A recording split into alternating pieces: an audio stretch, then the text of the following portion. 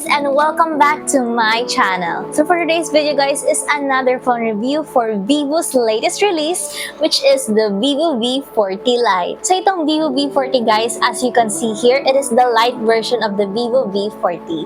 And I also did a phone review of the Vivo V40 guys. If you want to watch it, the link is in the description below. And also guys, if you want a one-on-one comparison for the Vivo V40 and Vivo V40 Lite, just comment down on the comments below. So wag na nating patagalin guys, and let's find out what's in store for Vivo V40 Lite.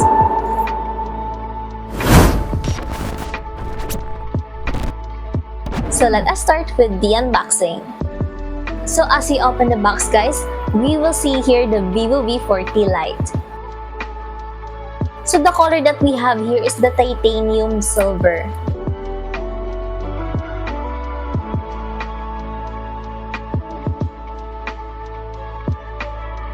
Inside the box, we will also see here a protective case.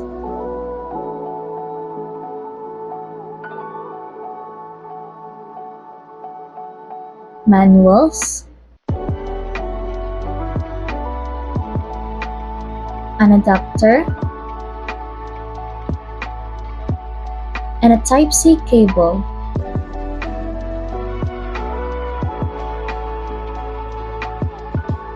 And there we have it guys. We have a very simple yet elegant look for the Vivo V40 Lite. So itong Vivo V40 guys, it has three different colors. So we have the titanium silver, dreamy violet, and also the dynamic black. So as you can see here guys, it has a very simple yet very elegant look. And it also has a metallic high gloss frame. So itong Vivo V40 Lite guys ay napakagaan lang sa kamay at napaka-slim lang siya. So for its thickness guys, it has a thickness of 7.79mm.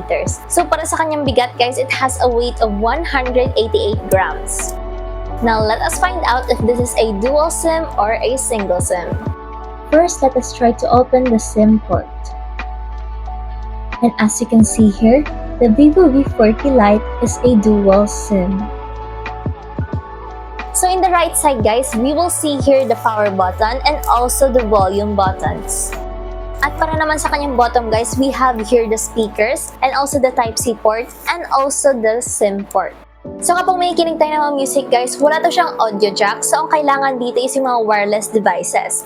Katulad na lang ng mga earbuds or any wireless speakers. And now let's talk about the display of the Vivo V40 Lite. Now for the display guys, it has a 6.67 AMOLED screen display.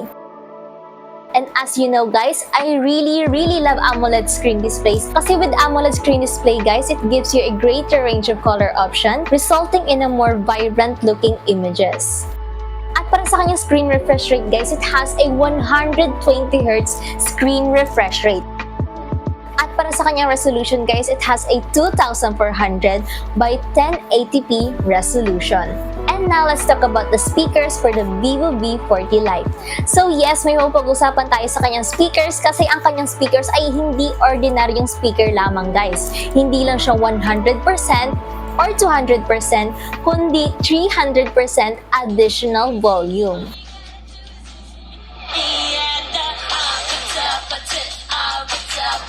Now, let's talk about the performance of the Vivo V40 Lite. Para sa kanyang processor guys, it has a processor of a Snapdragon 685 4G mobile platform octa-core. So for the storage guys, for the Vivo V40 Lite, we have two types of storage. So ang kanyang first type of storage is the 8GB of RAM with 256GB of ROM. At ang kanyang second type of storage is the 12GB of RAM with 512GB of ROM. So dito sa Vivo V40 Lite guys, wow, napakalaki na ng storage yung mga kuha mo dito sa Vivo V40 Lite kasi sa dalawang types of variants na yan 256GB of RAM at yung isa naman 512GB of ROM. At hindi lamang yan dahil ang kanyang RAM ay pwede pang ma-extend guys. So swak na swak talaga guys ang storage ng Vivo V40 Lite. And additional info guys, dito sa Vivo V40 Lite, we have a 4-year smooth experience. So kahit over 4 years na ang Vivo V40 Lite nyo guys, asahan nyo na smooth pa rin ang experience na makukuha mo dito sa Vivo V40 Lite. And now let's talk about the IP of the Vivo V40 Lite. So again guys, if you don't know, IP stands for Ingress Protection. So itong Ingress Protection guys, ito yung makukuha nating protection against water and dust particles. At para dito sa Vivo V40 Lite, it also has a IP64 dust and water resistant.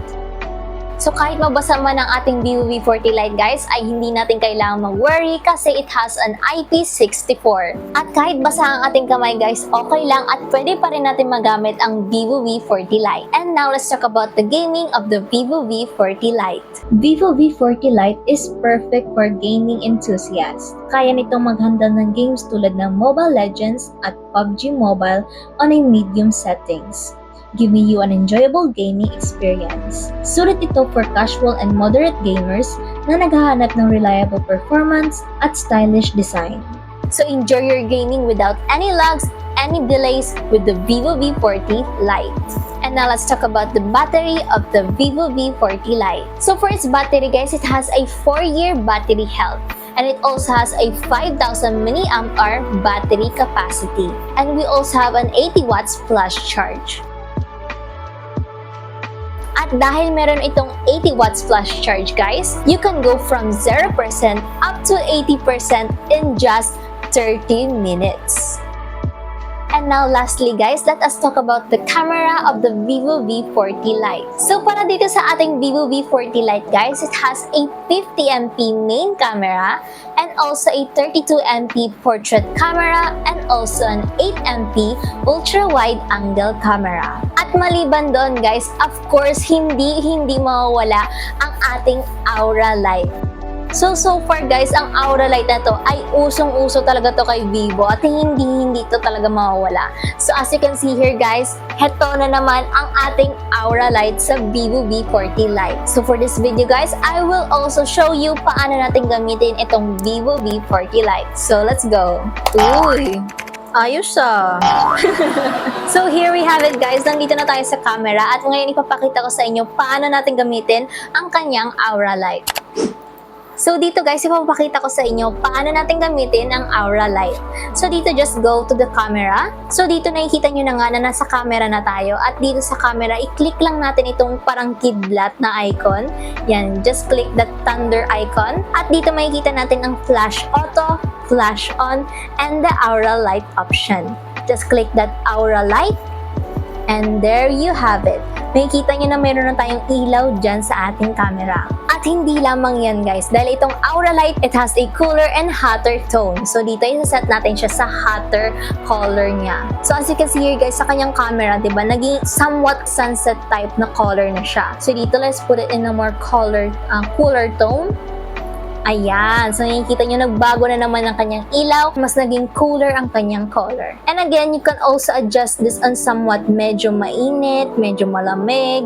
Ayan, pwede nyo naman siya i-adjust guys. And that is for the Aura Light ng ating Vivo V40 Lite. Another feature guys na meron dito sa kanyang camera is the AI erase. So for the AI erase guys, kunyari may mga photo bomber tayo dyan sa likod, alam natin hindi mawawala mga photo bomber guys. So sometimes or madalas, may mga photo bomber talaga dyan sa ating background. So with the AI erase, you don't have to worry about those photo bombers. Kasi ang dali-dali lang i-erase ang mga photo bombers with the AI erase. So here is an example of the AI erase. For the AI erase, just go to the gallery, then click the edit icon. Mag-scroll ka lamang hanggang makita mo ang AI erase. Click the AI erase and encircle the person that you want to remove.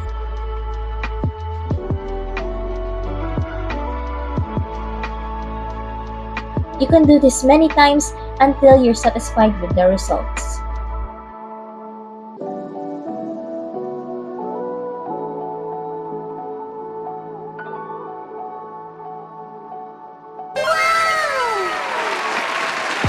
Guys, magkaroon kayo ng better idea when it comes to the camera, I will give you a few pictures and also a video for you to see.